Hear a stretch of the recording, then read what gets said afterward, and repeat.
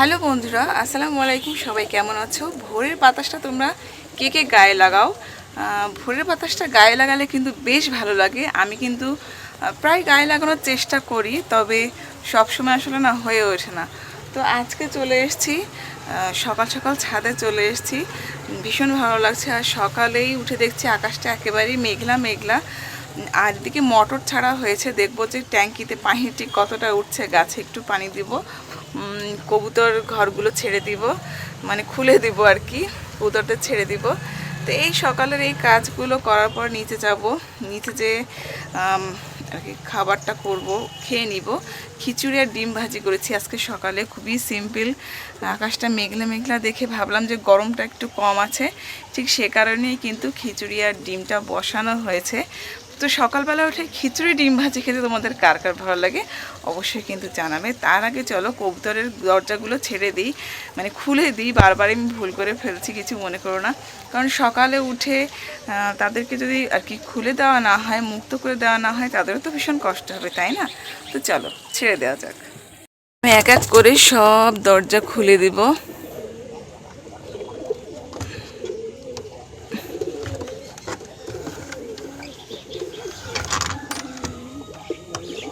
এখান থেকে বের হলেই হবে।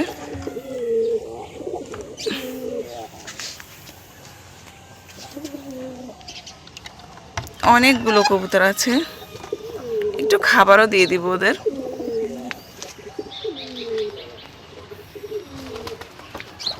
এই ঘরগুলো খোলা আসলে একটু কষ্ট, এইভাবে পাট পাট করে রাখা।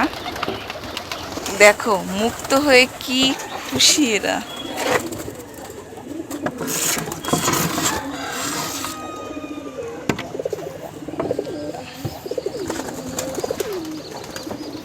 উপরে আরেকটা আছে। বাবা, খুলতে না খুলতেই মনে হচ্ছে সব এক্ষুনি বের হয়ে যাবে। এখানে তারা বসে একটু রেস্ট করে। আর এই যে নিম গাছ আছে, মানে অলমোস্ট এই নিম গাছেই তারা বেশি থাকতে পছন্দ করে।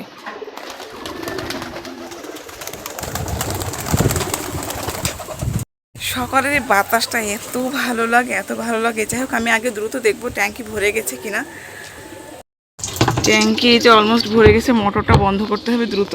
সকালে নাস্তা চলে এসছে কবুতরদের। আয় আয় আয়, ওয়াও, একে একে সব চলে আসবে। কবুতরগুলো আসলে এত সুন্দর ট্রেনিং প্রাপ্ত, এদেরকে যদি আপনি হাতে করেও খাবার দেন তাহলে খুব সুন্দর করে খেতে আসবে। তবে এখন যেহেতু আমি খাবার অলরেডি নিচে দিয়ে ফেলেছি, যার জন্য এখন হাতে দিলেও তারা আসবে না, নিচে রিল্যাক্সে খাবে। কত সুন্দর লাগছে দেখুন এতগুলো কবুতর একসাথে।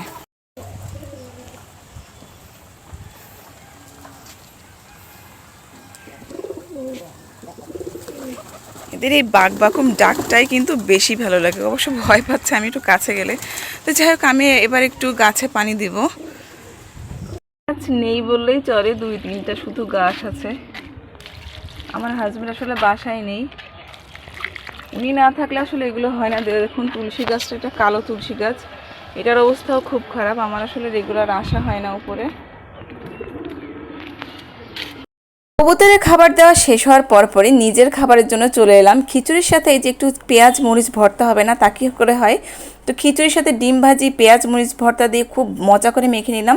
খিচুড়িটা কিন্তু বেশ ঝুরঝুরে হয়েছিল, তবে আমার কিন্তু মাখো মাখো খিচুড়ি বেশি পছন্দ। তো শাশুড়ি উনি এভাবে রান্না করতেই পছন্দ করেন। যাই হোক, আর এটা ছিল আগের দিনের রাত্রের ভিডিও ফুটেজ। এখানে কাঁঠাল থেকে কোয়া বের করে নেওয়া হয়েছিল, অনেক মজা করে খেয়েছিলাম। বাড়িতে ননদ ছিল, সবাই মিলেই খেয়েছিলাম।